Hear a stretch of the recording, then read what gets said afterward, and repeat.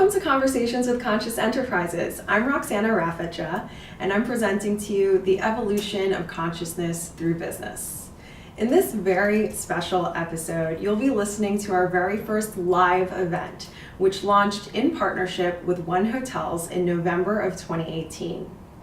This panel included some of the greatest and most conscious business minds across industries from hospitality, finance, media, food, co-working, wellness, and blockchain.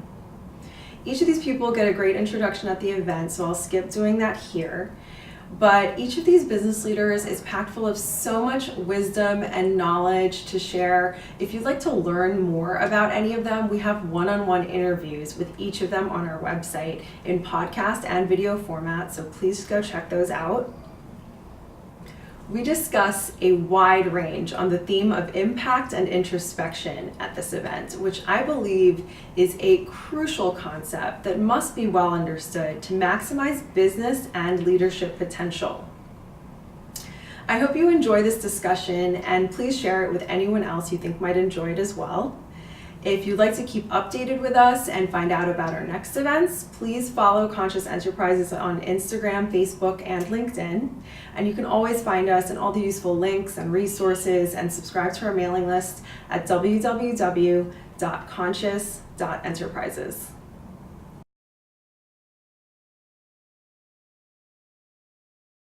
I'm going to first start by saying that I'm going to have to read my entire intro because I wasn't going to take the risk of memorizing all this. So thank you for being here for such a special occasion. I'm Roxana. I'm the founder of Conscious Enterprises. I'm also an event producer and a real estate agent here in New York. And tonight is the celebration of the launch of Conscious Enterprises, which started as an exploration into business leaders and conscious strategies for success. And we're evolving rapidly into corporate and leadership evolution services. I'm so grateful for all of you showing up to share in some important and very entertaining conversation, I hope, with these phenomenal panelists. I especially also want to thank the One Hotel for their partnership, Pete and Hannah's team, for what we're planning to be a long-term series together. Unfortunately, Sada Simone, who was going to lead us in a guided meditation tonight, wasn't feeling well.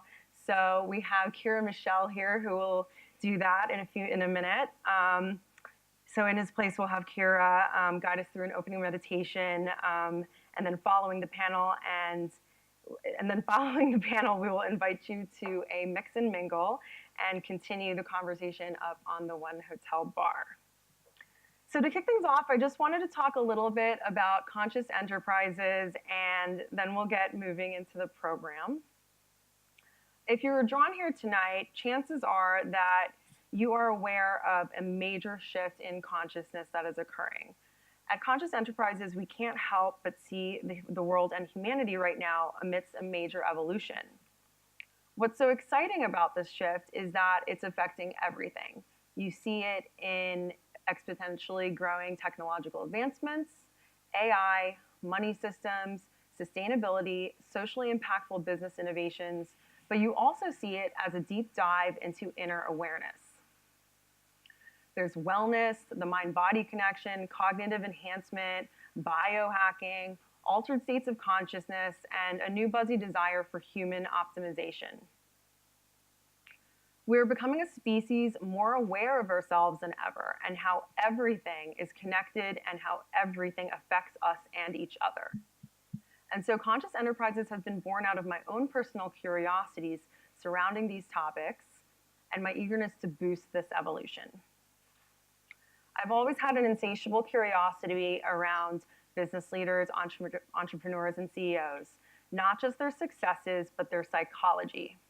What's the thinking behind their actions? What caused their successes and their failures? And would conscious practices and mindset have potentially altered their outcomes? I've also had an insatiable curiosity around the topic of consciousness, physics and deconstructing reality, and how understanding these concepts empower a person to alter their own experience. So in an effort to explore these topics, I created Conscious Enterprises, and tonight's panel is the first live format of the series available on the website for conversations with Conscious Enterprises. And everyone can check out one-on-one interviews with all these panelists that are up on the site now, and a couple of these will be up later this month.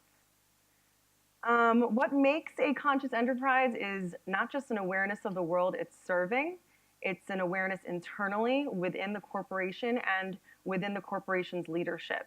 And that's really key. Human optimization, the human optimization of a business leader comes from introspection, a lot of it. So the theme of tonight's conversation is impact and introspection, which is a symbiotic relationship, because you cannot optimize the potential of your impact on the world outside of you without introspecting within yourself and optimizing your inner state and state of mind. So I want to thank this incredible panel of conscious leaders for being here. It's so great to have you all here together. These people are really spearheading the evolution of humanity through an extremely important medium, and that's business. So before I start introducing the panelists, I want to introduce Kira Michelle, who is here to save the day with an amazing guided meditation for us. Okay, whatever you're comfortable with. Yeah. All right, guys, how are you doing? We're just going to get started with a really simple, easy meditation. So go ahead and sit nice and tall. Let's uncross the legs, just root down through the feet, rooting down through the sit bones, and then go ahead and close your eyes. Good. Take a deep breath in. And then releasing, exhale, let everything go. Good. All right, so we're going to start just by simply feeling into the chair. So rooting down through the sit bones and then starting to lift up through each and every single vertebra, creating a little bit more space, finding space in the spine. And then roll the shoulders up and back a couple of times, just starting to release. Good. All right. So go ahead and tune in towards the breath. So noticing where in the body you're breathing, if it's short and shallow up in the top of the chest, or if you can bring it down a little bit deeper into the belly. And so with each and every single inhale, I want you to draw it in through the nose and work to expand all the way down to the belly. So it's as if you're blowing up a balloon. The belly starts to expand, the diaphragm expands all the way up to the chest, to the throat. And then on the exhale, have this sensation of release, of letting go, of softening.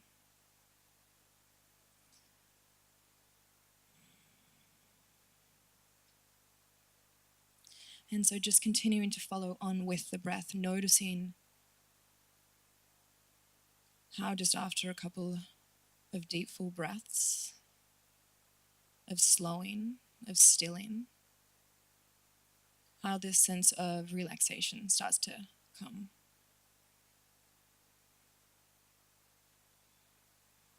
And as we hear, start to soften through the face, so releasing the muscles around the eyes, allowing the eyes to become really heavy and the eyelids to become even heavier.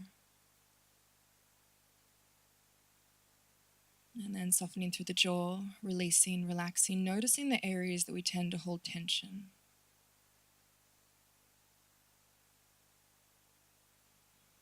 And then returning back to the breath, full deep inhale.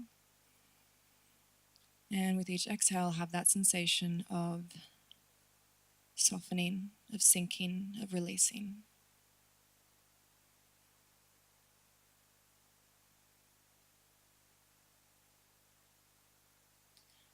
And the mind might and probably is wandering, jumping from one thing to the next, monkey mind, and that's completely normal. And when and if you do catch it, I just simply want you to notice. And you can place it in a box, label it thinking mind, judging mind, planning, and then simply bring your attention straight back to your breath.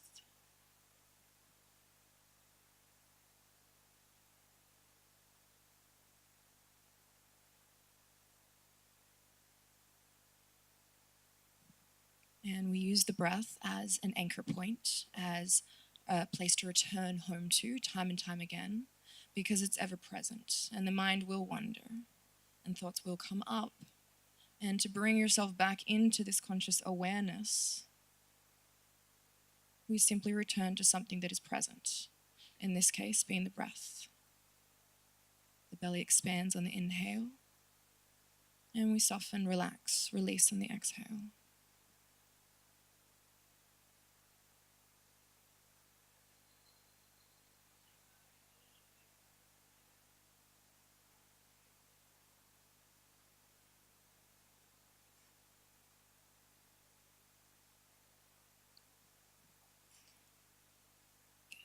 And even though, so we live in New York, things tend to get crazy and busy and loud.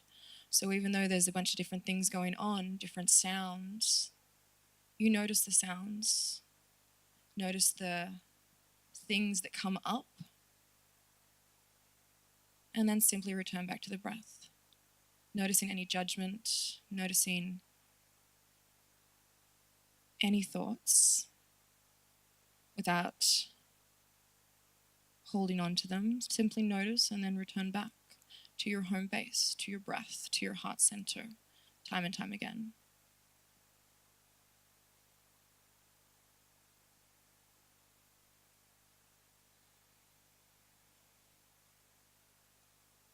Full deep inhale, bringing it back. And exhale, release. Good. Working towards a 4-second inhale, expanding. And a 4-second release. That sensation of letting go.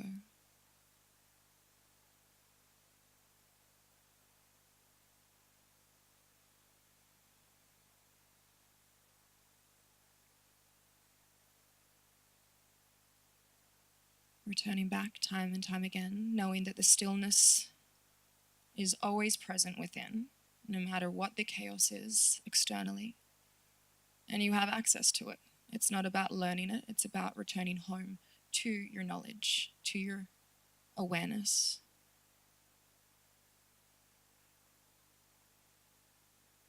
Slowly start to wiggle through the fingers, maybe moving the toes around a little bit. Full deep inhale, last really deep full breath. And exhale, releasing it out. Slowly start to open your eyes. Thank you. Thank you, Kara.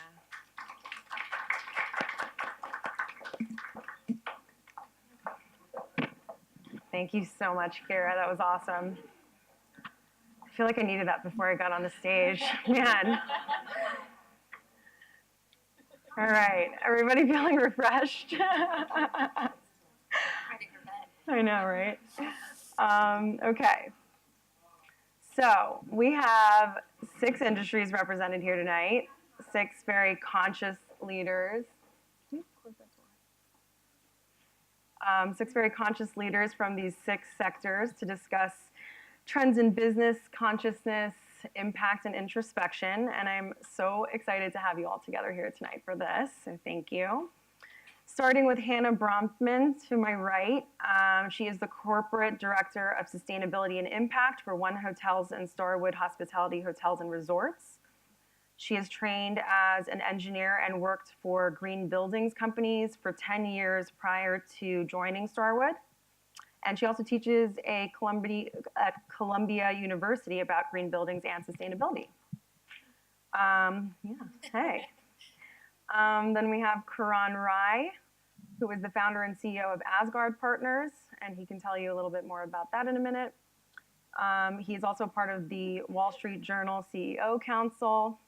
He was the former president of Ads Inc., a company he's known for growing up to $1.5 billion. He has an MBA from Yale University and has also been featured in Thrive Global, which I'm a huge fan of because I love Ariana. Then we have Susie Fogelson, my first career idol when I used to work at the Food Network. Still my idol in a lot of ways. She's the founder of F&Co. She was the former SVP of the Food Network, a TV personality known for being the judge on the next Food Network star.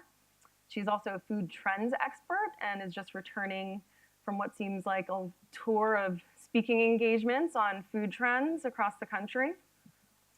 Then we have Magdalena Sartori, who is the Chief Creative Officer of the Assemblage. She'll tell you about the Assemblage, which I love very much. She's worked closely with Meyer Davis, who's the same interior designer actually as the One Hotel South Beach, both stunning properties. She's also known for incorporating biophilia into her work with the $400 million development that is the Assemblage. She has a master's degree from Columbia University, a graduate of the Polytechnic School in Switzerland, and she speaks 5 languages. Amazing.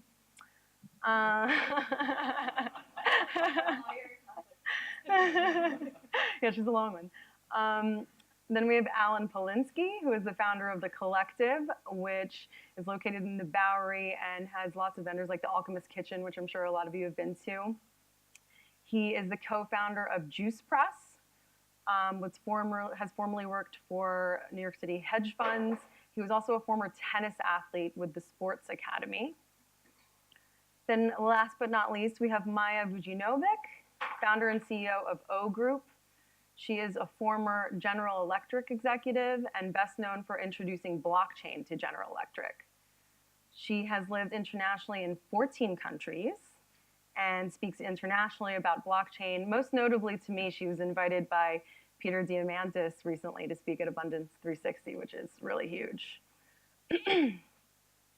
So just quickly, I'd like to start it off maybe with Hannah, having you guys just explain a little bit more in depth about what you and your companies do and what makes you a conscious enterprise. Okay. I'm not used to a mic. I have a very loud voice, so bear with me. So I work for Barry Sternlicht, who many of you probably know either consciously or not. He started W Hotels, and Barry then operated Starwood Hotels and Resorts, left about 10 years ago, kept his capital company, Starwood, and then he kind of went on this soul-seeking adventure on how to change hospitality and make it a more conscious enterprise. So he started the company I work for now, which unfortunately he's stuck with Starwood forever. So it's SH Hotels and Resorts. And I work there as the director of sustainability. I don't really know any other CEO who really consciously chooses that role, and it's really exciting to kind of be a part of the business enterprise with him, where he's looking not at the bottom line, but the triple bottom line, which is people, planet, profit, as many of you know, but really looking into those intrinsic values that you can't really touch and how we can actually affect change readily. His big thing is every one hotel is a platform for change. So it's all about experimentation. It's all about kind of stopping and asking the question, do we really need this here? Do we really need to do it this way? Does this feel better? Does this feel worse? And then how do we merge those things with luxury? Because in fact, this is actually a really wonderful place to stay if you've never stayed here, and anyone's welcome to if they ever want to. Thank you. Karan? Can you repeat the question? Who are you? What do you do? So the question was, what makes your company conscious, and why does it matter? So, Yeah. Asgard, we're a financial firm. We have a banking arm. Apparently my voice doesn't project. Check, check. How about now?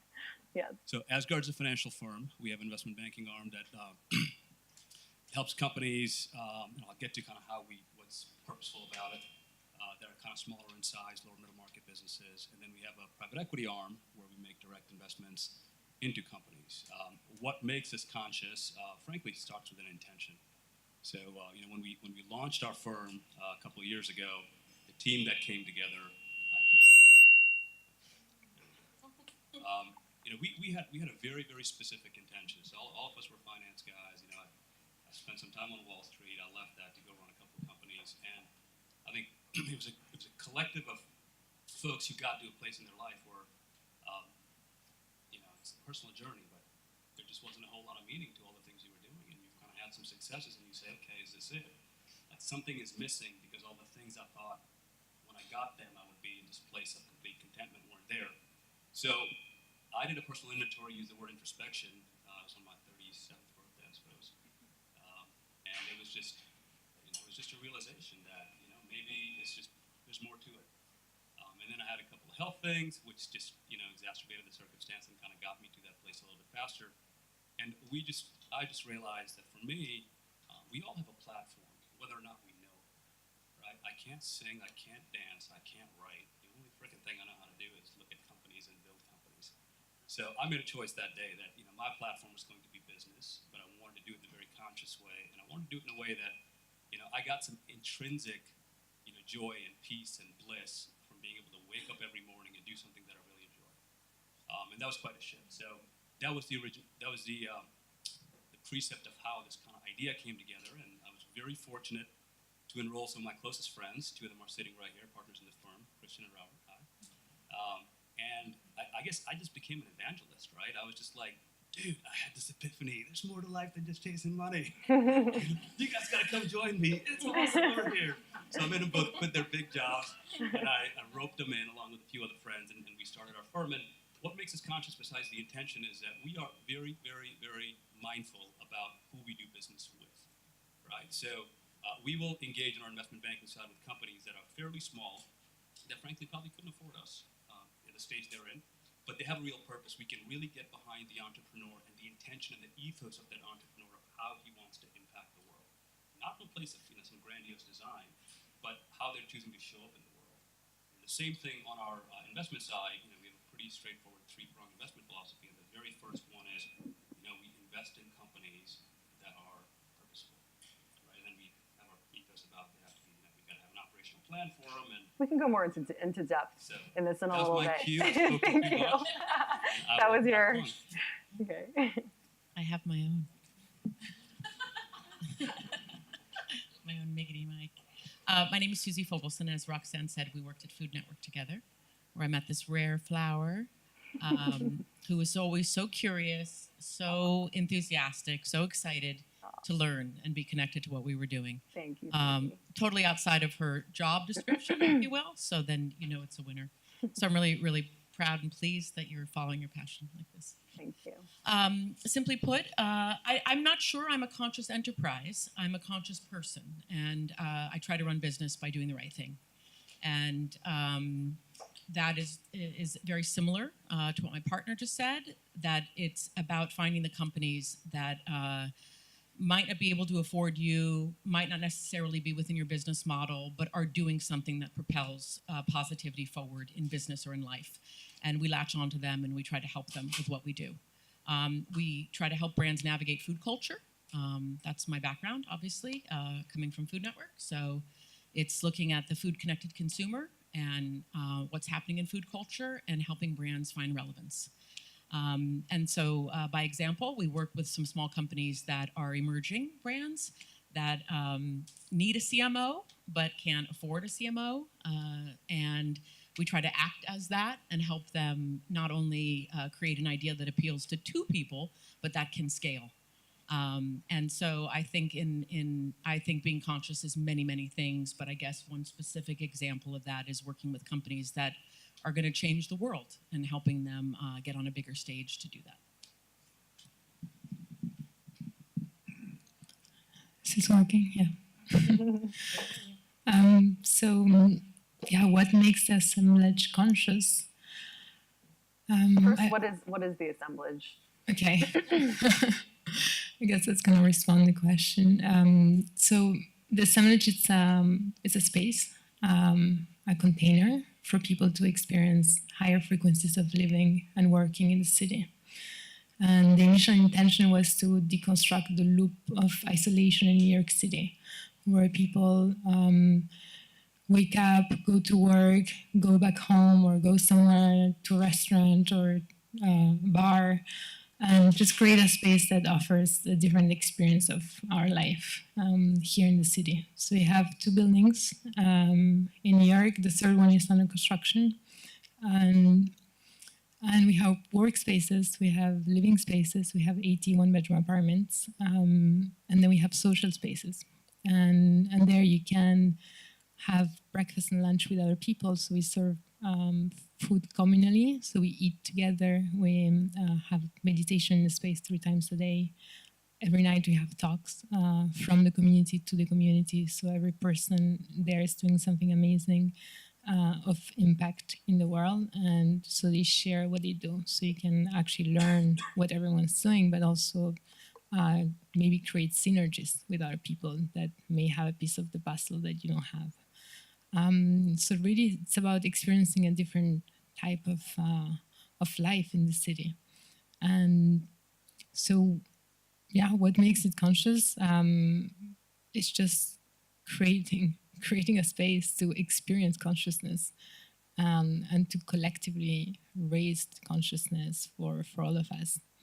I think it's important to say that a conscious enterprise, so we talk a lot about our missions and what we do and our purpose and how that is helping expand consciousness, but it's really important to look at the organization itself and what we call just walking the talk. And it's very difficult to get lost in that when you're building a business, especially in this city and when you have investors. And that's, for me, the most important thing right now is to maintain that integrity at every single level of the organization. So we really include the team members into the space as really the original funders of the space, more important than the members themselves. And they need to be part of the space, live the ethos, do the meditations with us, eat with us. And they do these sharing circles where they all get to meet each other on a human level. So yeah, I think for me, it's really important to be conscious at every single level. And thanks for doing this meditation before, because that's part of what I call walking the talk. Thank you. I think Alan might need to borrow your mic for him to introduce the collective. Good evening. You want me to Use it. use it? Yeah. Okay. You want me to first say what the collective is? Yeah, explain I'm what the collective like is. everyone else. I'm on planet Earth and breathing sometimes when I remember. I guess collective is my hangout. It really is born out of an idea of where do I want to be and what do I want to do. When I was working in the city 12 years ago, kind of launched a hedge fund with some guys, and I was like, I really don't want to work with these guys. And so I took what you call a sabbatical. Grandma was not feeling too well, and then I said, I got involved with one company. But the collective is my idea of what I consider a good time. Got some saunas, got some vegan food, got some plants, some wood. You go in there, hang out, meet people, waste some time, just have fun. Just have fun. So It's called being European. maybe, So what makes us conscious, or as a company, I can only say that understanding we're unconscious. So every decision I make or I have made, I look back and I look at all the vantage points, and I say, is it the best I can do? How does it affect other people, and how does it make me feel? And with every step that I grow a business, I'm looking at what does the business need, what do the people need, and what do I need? And if I can't figure out what the best for the group is, then I know that I'm stuck. And then all the decisions we make are usually set from that perspective. And it's really the leadership of who we are and how real we are. So I get into work some days very unhappy. Is that being conscious? Am I being aware of how I affect other people? I am. Can I change it? Can I not change it? What can I do to get better? How do I come back the next day? So it's the finer things that we don't look at that, did I say hello to everyone? Did I pick up the garbage? Am I setting a bad example? That is really how consciousness lives in what I do, and then how I talk to my staff or the people around me, or my customers, because a lot of them have my number. Like, what do I do? Where do I go? It's being available to affect as many people as possible without driving yourself crazy. Great. So I sat purposely next to Alan because I spend a lot of money at Shoes Press. Oh. So.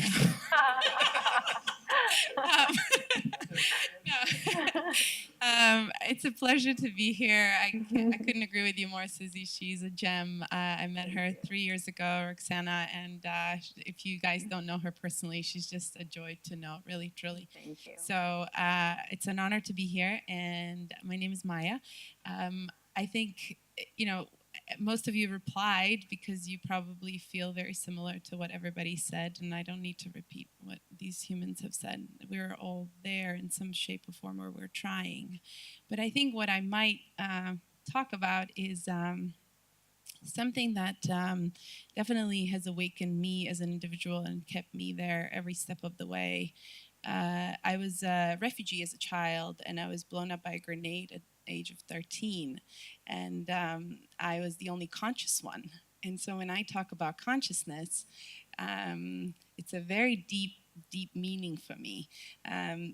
During the time of the wounding, I really was the only aware one. And so I helped the two girls around me get to the, stop bleeding and etc. But from that moment on, I think every step of the way, I've tried my best to be conscious. And I know, maybe I didn't know what that meant a lot of times, but what I tried to do is elevate the thinking, and sometimes that is very unpleasant, because as truth bearers or as conscious people, sometimes that we're gifted with that, we get all the shit. So I'm sure a lot of you have felt that way many times. But I think this is what you originally started this with, is we need that awakening. And quick on my background and why that's all related to consciousness, I left Africa at age of 25 to join a hacker group to hack telecom systems and to lower the prices of local population because we couldn't find the system. And I realized that all the international agencies that I was basically on the receiving end of that aid at some point in my life, it was a skewed system. We were just bleeding other places, and we are living nicely here because of the system we're creating around the world. It's a really, really messed up way. And so I went there and went into telecom infrastructure development, and hence how I stumbled upon Bitcoin in 2011, which, if any of you read that white paper, could probably go, holy shit, right? Power of a bank versus a bank account in your phone is a massive thing. And so I haven't turned my back to that since. And in 2013, got involved heavily, and 14 went into General Electric with one purpose: to decentralize the organization. And of course didn't tell him that, but launched massive frameworks around the company, was given a massive push, and raised conversations that were around, why are you not distributing your supply chains and making it broader for your community to use? Why are you not allowing community to build system versus building it somewhere else? Why are you, keeping the money in the network versus engaging your employees in a certain way? So really asking these questions, which some of the panelists, I think, have brought up quite clearly. So we currently run a fund that is investing, I think one of the folks said, really consciously investing in companies that are trying to engage a larger network of populations. And also, for example, working on, which we talked about earlier, just briefly, we've been tapped by Barry to look at some of the security token offerings where you can fractionalize ownership of a real estate. So instead of one person owning the building, it could be community owning the building. So I'm regarded as a bit of a thought leader in crypto space and decentralization space, and more importantly, started Shios. Shios is a block producing company. EOS is a cryptocurrency or a blockchain, but we branded it as Shios, and it's an all women founded company, and we fund younger girls to get tech education. So I'm here wearing kind of two hats. Great. Thanks, Maya. Wonderful. So we'll start with our first topic here. We might have to do a few fewer than I was expecting, but that's okay. I like that we have a lot to talk about. That's good. So we live in a time where sustainability, recycled materials, environmentally sound, and conscious ingredients are merging with high-end and luxury brands. The One Hotel is a great example of that. But some brands do not innately have that integration and are struggling to make the shift. What are each of your thoughts on brand recognition within your industries? Are brands staying true to themselves and projecting a conscious undertone? Is this just for show? How much of this is productive towards a fully conscious future of consumerism? Who wants to start on this one? I'll start just because something's driving me nuts. But we are, a sustainable hotel, and we are all these things. And I actually don't believe that really matters that much if it's true or not, because vernacularizing sustainability is more important to me personally. And even for our company, these aren't recyclable. These aren't? No, and then They're these paper. are plastic. And I'm sitting here and I'm like, oh my God, we're all these things. And then I'm just sitting in front of stuff that kind of is a glaring misstep or overlooked part. And so, but the larger point I'm trying to make there is that we're trying, we're all trying, and we're trying as hard as we can. And I think that if we acknowledge that and take the shift and accept that maybe someone said, when my cousins in Ohio tell me that they bought organic food, I'm like, God bless you. And that's great, because at least the conversation is shifting in that direction. And I think accessibility is something that doesn't come up in these conversations often. We talk about our own businesses and our ability to unplug, but it's not the ability of everyone. And so kind of creating a common language that can be shared is really important to me. Yeah, I want to say something about that too, because it also annoys me so much. I see decks every day of new hospitality spaces or new brands focused on wellness, and the rationale is because the wellness industry is growing from 8 billion to 12 billion or whatever projection, and it's just riding on a business wave that is happening and we're all seeing. And I think as companies are getting more conscious because people are getting more conscious. And I think we're overlooking the ability of people to actually feel the purity of the intention. And I think that's beautiful, actually, the work you do at the One Hotel, because I kind of feel that, even though I had the same thought than you when I saw these plastic plants. But yet I feel the purity of the intention. I can be in a place where they have maybe beautiful living plants and still feel the energy of greed behind it. And I actually stopped going to restaurants in New York City because of that, because I cannot just ingest the energy of greed in my body anymore. Wow. And yeah, so I think that it's really, people need to connect with that to feel the intentionality behind things, and I think that they are. I feel like Susie would have some good insight on this one. What was The the food question? industry. I think it's an interesting situation. I think that one of your questions was about government regulation versus being conscious. I will tell you, at Food Network, we had about a 5-year battle, just stepping back and thinking about pro-social and cause marketing, which is a no-brainer now, right? I mean, if you don't stand for something, get the fuck out, right? As a brand, especially with Gen Z and millennials, but even beyond. And we had about a 5-year battle with Food Network trying to support hunger. And hunger, that's a downer. Remember this, but hunger was a downer. Why would we celebrate food? Why would we ever do something as horrible as showcasing lack thereof? And we were like, it's actually perfect, okay? And we had to shift precedents in order to be able to actually get our company on board with hunger, and especially childhood hunger, which, just it's wrong in every way. And what I realized is that the key, sad to say, but happy that it happened, was ad sales. So when we had a base of advertisers like Sara Lee or Unilever that wanted to be down with that, well, then it all of a sudden made a lot of sense. Now, internally, it mattered to a lot of us. But it made sense from they're on board with it, and we could do some co-branded short form, and we could all talk about this hunger thing, and we would make money. So when it affected our bottom line, I'm not saying there's not good people there that got on board with it. They did. It was harder than it needed to be, though, just simply because it was the right thing. We're a media company. We have a platform. We can talk about something that we need to generate awareness for. But I feel as if there's a need sometimes for it to make sense on a level that it might not make sense to the greedy. And that is just the way that it is. I'm not saying that that's right. I'm saying however you get there, for me is good. And I live that. So I don't know. That's what I wanted to say. Just wanted to add one thing to that. I mean,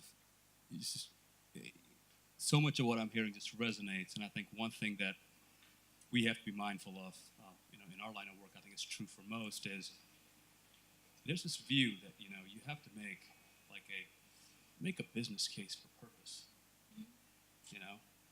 If it suits us, it's great. We will do it. It's not that we don't have the intentionality, but the question is, when it's time to make a hard choice, what are you going to choose, right? So I think until we get to a place, and one of my panelists said this, I think it was you, that I don't know if I'm a conscious business, but I'm a conscious human. So until the leadership gets in a place for an organization where they're truly conscious, these things are not going to change. So the question we ought to be asking is not whether or not we can make a business case for purpose. Like, let's make a purpose case for business, right? I mean, that's being conscious. That's coming from a place where, and inherently, all of us know this. There's so much data on this. Companies that are run by really purpose-driven, centered, integrated leaders, they just perform better. Why? Because motivation is high. Because you give you create a culture where people can plug in. They can belong to something bigger than themselves. You move the big knobs that are required to fix a company by having it be a purposeful company. And here we are trying to figure out, well, let's send them to training, and let's do this, and let's do this. And we keep trying to apply these small little patches, and we're missing the whole picture. So even if you're just a greedy bastard, right, it's really good for your company to be purpose-driven. So be a greedy bastard and do good for the world. It's interesting on the purpose. If you look at Amazon, we just went in front of them to talk about more efficient supply chains that are actually good for the environment, because right now Amazon contributes massively. By the way, those packages you get, disgusting. No, disgusting. I know it suits all of us and we like the convenience. It is super disgusting. Talk about misuse of purpose. Huge. And I think when I went in there, we thought that we were going to get booed out of the room. And I was really afraid because they called us in. It was a number 2 to the man. And one of the first things I said is, I would first like to hear your proposition of how you're going to change the purpose around packaging. I mean, literally that room stopped. I thought they were going to boo us out. And so it wasn't pretty. But what I'm trying to say with this is that what I'm noticing through blockchain, and I've noticed it in telecom, I've noticed it in other technologies, is we tend to put this onto others. Like the company has to do it. They have to do it. Well, we kind of have to do it. When you're drinking that iced coffee and you're getting it in a plastic cup, why are you doing that? Why are you not going back and saying, who owns the coffee shop? When are you guys switching from these plastic cups? What does it cost you to do that? I get stares when I ask that, and I ask it nicely. But I think the more of us, if we ask it, we're going to get responses. So regulation, I think you mentioned, right, government, who's pushing, right? What I see now in decentralization with this whole crypto and ICOs, you're seeing literally people pushing the SEC, right? So they're pushing the regulation, and that will be the case. So I think we hold that burden. We can't keep on saying, oh, that will solve it. I think each of us have to be part of that in a way. Individual basis. Yeah. Well, there's also the reframing of all of these things so that the consumer themselves also views it as something good. And, we always say internally, let's take away that sustainability is taking away from you. It's giving you use less energy, create less waste. And how do we reframe it so that the consumer views it as something that's giving them more? And so that it becomes this luxury, it becomes something that they're willing to pay more for. And by the leaders and the influencers and whatever fucking word you want to use for these people, that they post about it online, and then everyone's like, I kind of want that more too, So then we start shifting just the perceived value of things, and that, I think, echoes back to that business model. Alan, did you want to add anything? I'm confused on what question we're answering. I think everyone's just throwing in on the general topic. The general topic. Yeah. When you guys are, 5, 6 years old and you do something and you're like, oh, that's amazing. And you get 7, you're like, that was stupid. You get to 10, you do it again. Like, oh, that's the easiest thing in the world. And you get to 11, you're like, wow, that was not necessary. So as human beings, we only see what's in front of us. And the minute our perception leaves our guess, field of our abilities to change something, we get into a place where we can't do anything. So if I'm going to reach for this bottle of water here, I can grab it. Now, if I want to reach the bottle of water over there, I'm already so far ahead of where I need to be and what I'm doing that I've lost my intention. I'm sitting here in New York. Why am I thinking about Paris or Italy or Miami? So when I look at any company or what everyone's doing, I kind of just see when I walk in, what are the employees doing? Do they want to be there? Do they want to be working? And this is when you start to see how things change around you or how companies change. It's when the people who are whatever they're doing or the task they have might not be good for the society, it might not be good for pollution. But you can't change that until you realize it's happening. And by being aware of what's happening at the moment you're doing it in your environment is going to start to create that feeling. And then you see things change, you see companies change, and you see, her question. If your employees don't know how much your plastic cups cost or your food cost, I have food cost, I have rent, electric, do you keep the AC on the summer? Certain things I get fined. So I teach my staff. I go, you know how much that cup costs? You got to teach them so they understand what they're doing. You want to walk into a store, ask a question. Hey, how many cups do you use a day? If you get, aggressive, sometimes, you got to get people to listen to you. And if you want to figure that out, talk to a child. If you're aggressive, they're not going to take it in. Same as adults. So I just say the fact that people are looking around or companies are being asked to consider what they're doing, they're making a shift. Whether or not the leader of the company or is heading, he may not even know what's happening with it happening. So I think for anyone going anywhere, just keep an open mind and whatever you walk into, learn from it and watch the environment and see how it makes you feel, because you get more out of that than you will just sort of picking things apart with out of your reach.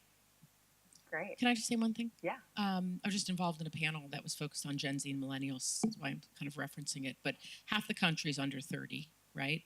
So force of hand, 57% of Gen Z think the world is an uncertain and somewhat scary place. 60% of Gen Z have been bullied or harassed online. 81% of them think that brands or corporations actually have the power to change the world. And while they probably support causes more than corporations, there's a really obvious thing that I think we all know, but that gets punctuated by this data, which is you must stand for something. I don't want to work there if you don't stand for something, and I'm not going to buy it. So when we talk about, I think, business and what makes good, sound business, that's just where it's going. It's just about, I think, brands and corporations finding the right lane to do that authentically. Great. Thank you. So shifting gears here, that was kind of the impact conversation. So I'll give you guys one about introspection. I want to discuss introspection as a mindset and a business tool.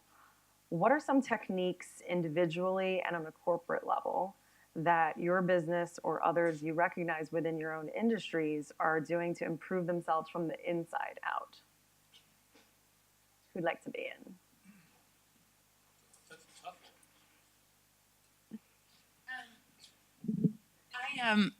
There was something really interesting. I think, Karan, you said it earlier on this. I believe it was you.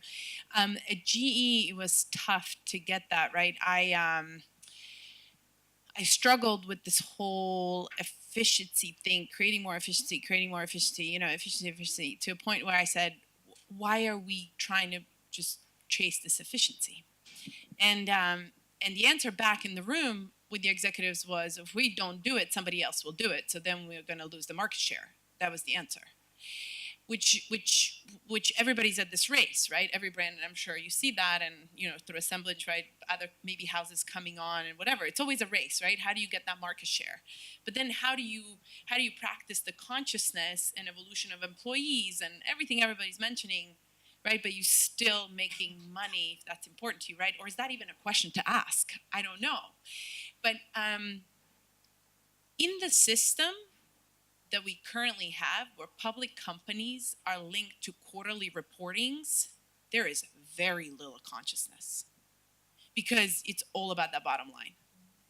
And I think you alluded to that earlier, Susie. And I think it's like there wasn't any kind of, there wasn't much of retrospection. There wasn't much of, let's think through if we are really building that country in Nigeria when we're selling the, turbines, or let's just sell it because that makes sense because that, I make my quarterly numbers. So in organizations like that, right? Obviously in ours we do all kinds of crazy things because that's just what I do. But we really make sure that we're exposed to all of that. But I just think the system we live in, it's not in isolation. It's all connected. Anyone else want to comment on Yeah, introspection? I'll take that in a slightly different direction. So I mentioned previously that I just fundamentally believe, and I don't know if it's empirically true, but this is my experience, that the leadership of a company is really setting the tone in such a powerful way.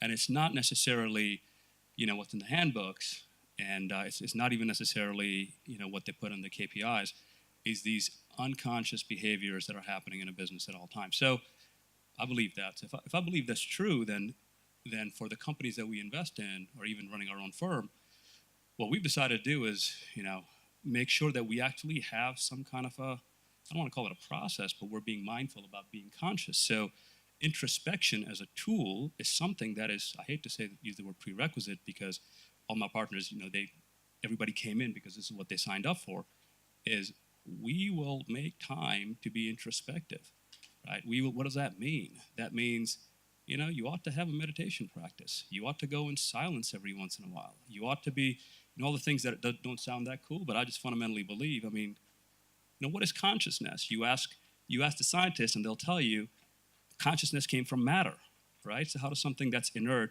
produce consciousness?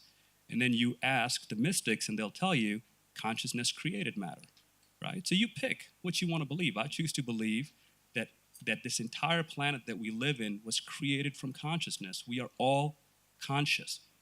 Conscious just means that you are aware. If you can see, if you can touch, it's the degrees of consciousness that you want to step into, so you have a different perspective and you get to the level of unity consciousness where I know that me taking an action that gives $10 in my pocket and takes $10 out of his pocket for this quarter, I'm just hurting myself because we're connected. And it sounds airy-fairy, but until you get to that place where you can really connect to that, that level of consciousness, it's really difficult because otherwise you're making these zero-sum decisions. So the tools that I try to, this is just kind of my personal view, I don't know if this works for anybody else, is I have a meditation practice at least twice a day, right? I take time for that. When I have to make a decision that's really critically important for our company, I go in silence. I try to connect to a source that's, I don't know what it is, it's guidance. I don't call it God, I'm not religious, call it, cosmic energy. But to me, that is these subtler and subtler and subtler and subtler levels of consciousness that you can connect to that just make your decisions fairly automatic. And the leadership in a company has to be there, and it's got to be encouraged.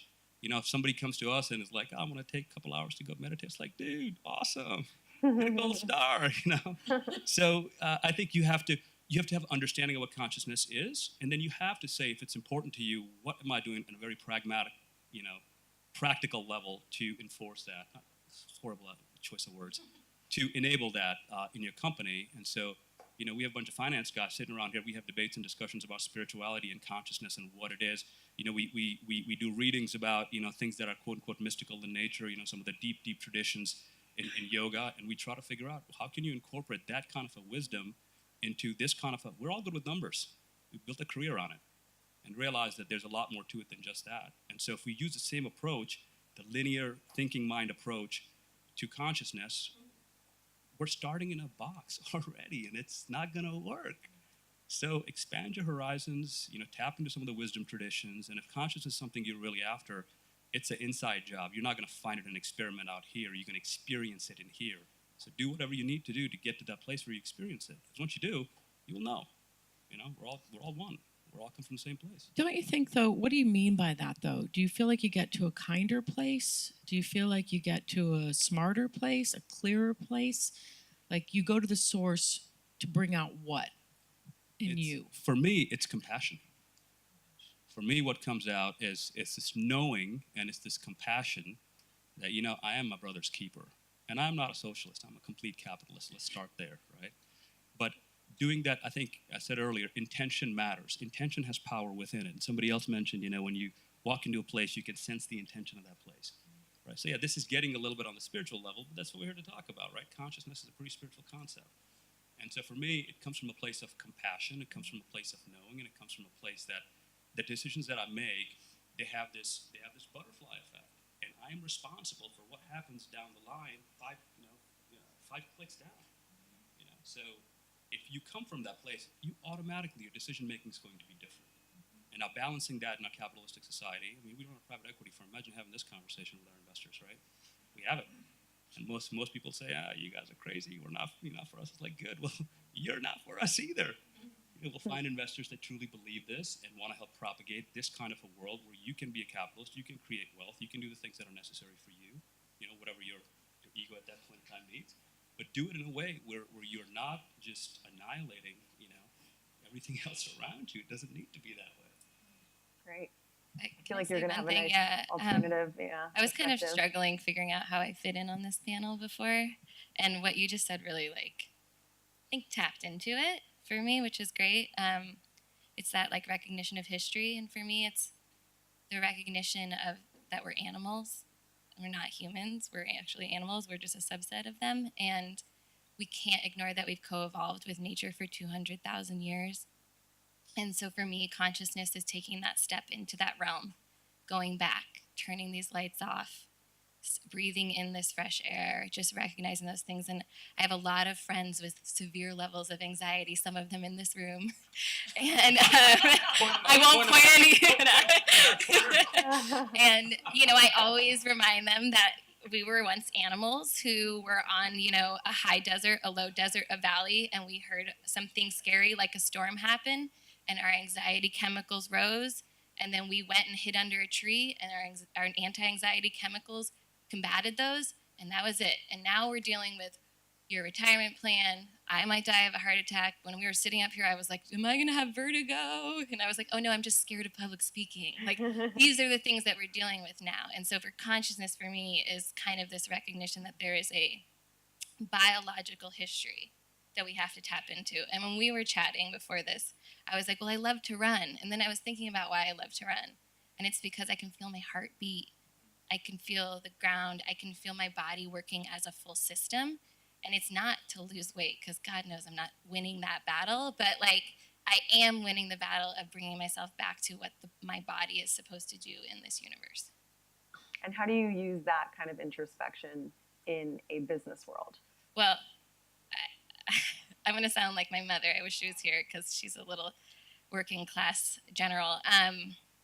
But I just think that all of our team members, regardless of where they are within our group, are deserve that same right. So we build programs to ensure that people have access to healthy foods, have time off, paid time at work to exercise. And so then that spirit, and we were talking about this earlier about your team, you know, that spirit of, you know, care comes out from within, so that when you go to these businesses, you can feel that consciousness and that pride, self-pride and pride for the place that you work, and they know, you know, they can feel that pride back. So I definitely take those kinds of thoughtfulness and say, come and sit in the lobby and feel all those plants hugging you. You know, a dappled light in a tree canopy will do amazing things for your need for Xanax. It's like unreal. So just like get under a tree sometimes. Great. So yeah, for me, it's for us, it's easier in a way because we build an environment that's all around intentionality and mindfulness and meditation. So we share that space with the team and with the members. We use some sort of all sorts of neuro hacks. Like we have an intention altar at the entrance of the building. So every time you walk in the building, you take a flower and you put it in the water and you put an intention for your time in the space. And that works for employees and members of the space. And that kind of creates that thing in your brain where when you're in the space, you're always connecting back to your original intention that morning. We have big wish tree where we put intentions for the month, for the lunar calendar. And then we have the meditations that we share. So actually the 3 p.m. meditation is something that we started doing before opening the Assemblage when we were still in our Wall Street office. I would stop everyone at 3 p.m. and just gather everyone in a circle. We were actually in the Trump building, so that was pretty fun. Yeah.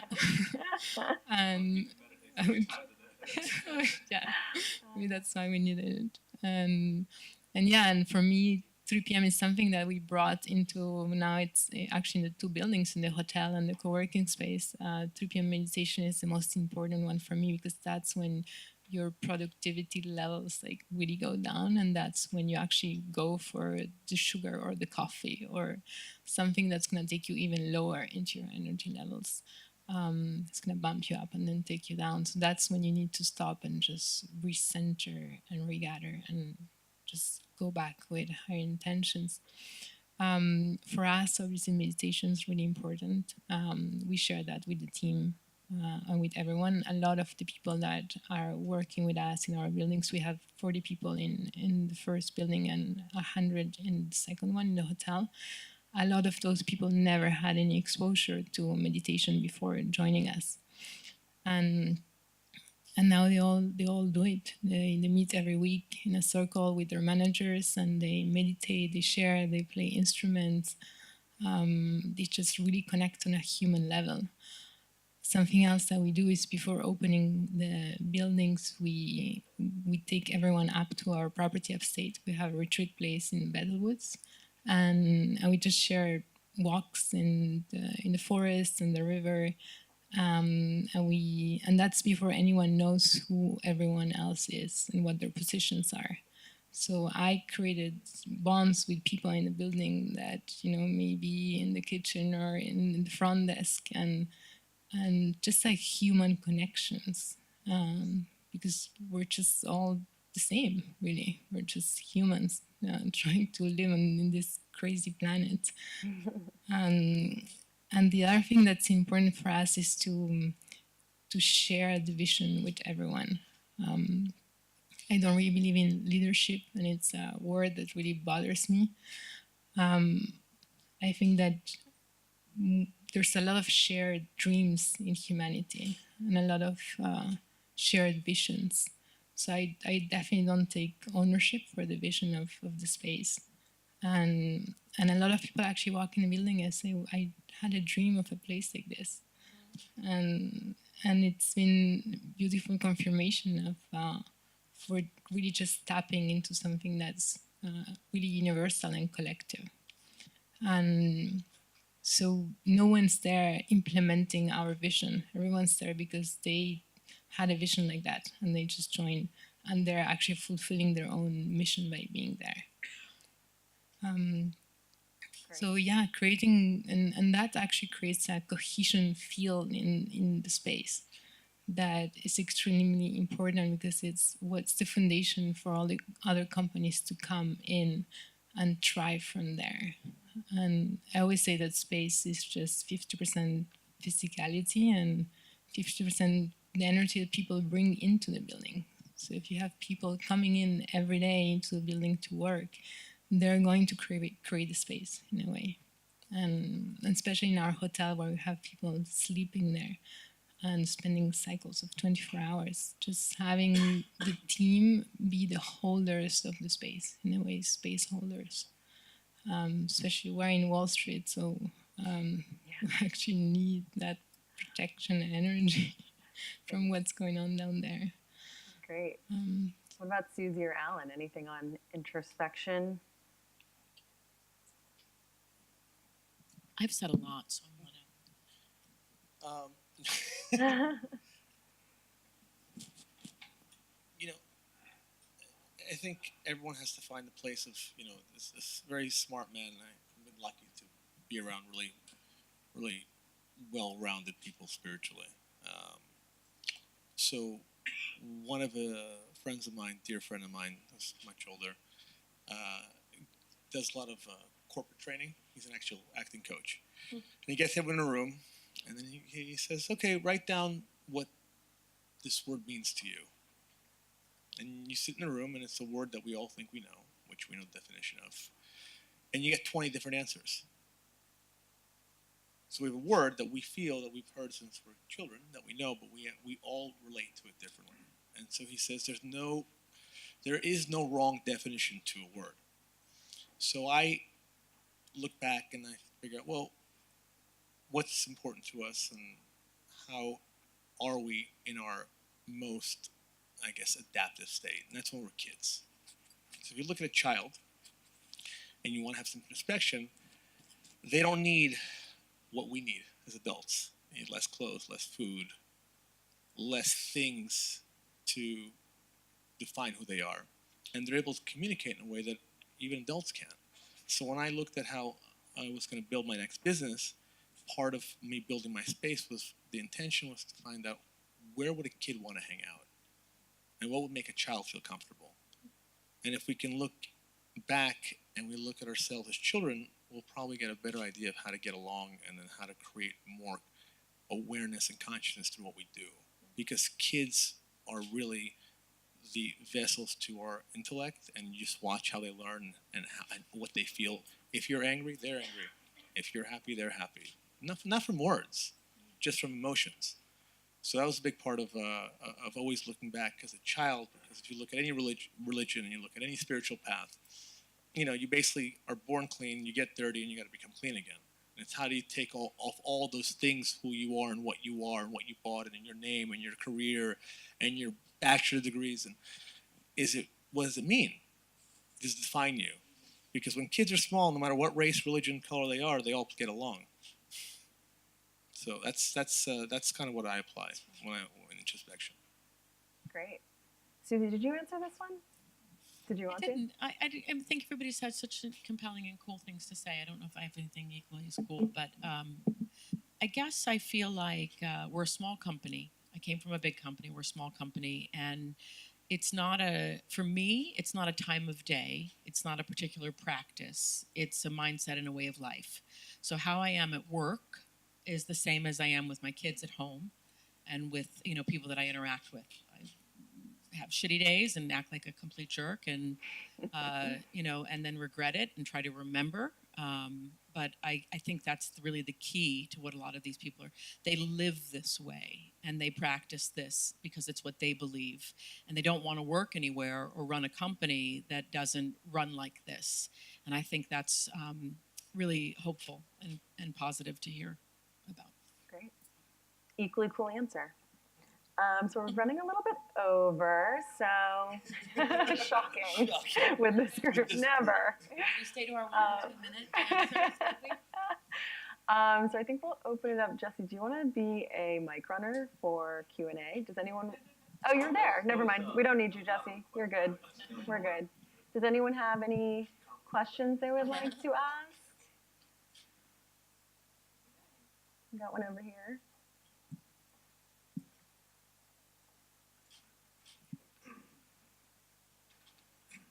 Hey, I'm Will Cyphers. Thank you guys for coming today. It's been really insightful.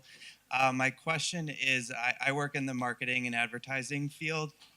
I work for a global brand that is an ingredient brand, and they have a terrible ingredient that makes up their product, but it's the way they've made their money for quite some time and many years.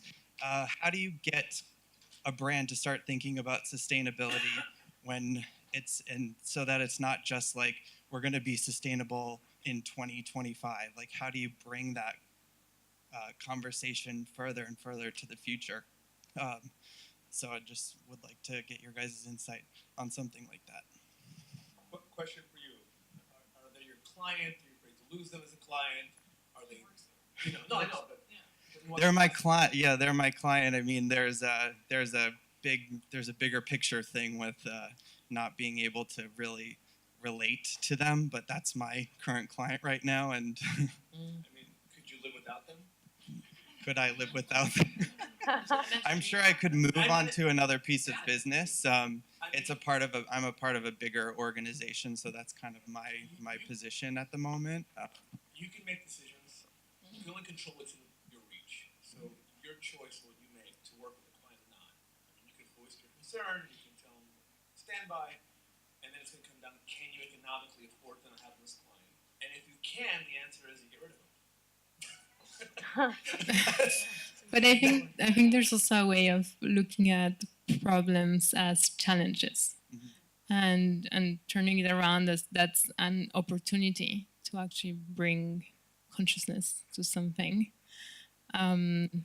And so for me, the way I would approach that, it starts, like someone mentioned, with the leaders or the person that's in charge and their own transformation.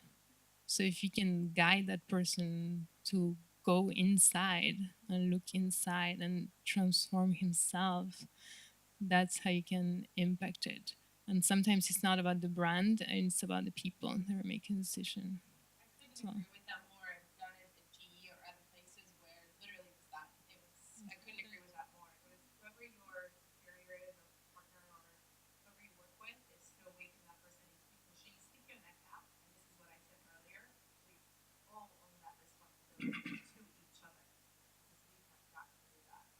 So try, right, in a nice way, talking to them, telling them why this is important. Show some stats, right? Do some work around that. Show stats why we would be better to take this different turn, right? Show that bottom line, but in a different way. That we can also have more equitable world. Like there's enough for us all, right? If we don't use it for free. And this is what makes us better. I think reframing it, because sometimes there's stigmas around words like sustainability. Reframing it around human health is a big step in probably the right direction. And then I've made my biggest successes in this field through risk and reputation. So actually calculating out the potential financial risk through things like a 10K report and a CDP, Carbon Disclosure Project, have been ways that I've shown your potential risk. However, if you pivot this way, here's your potential revenue. So it's a risk avoidance strategy. But I've won many battles with Barry over human health. Like, don't put in this carpet because children will get cancer.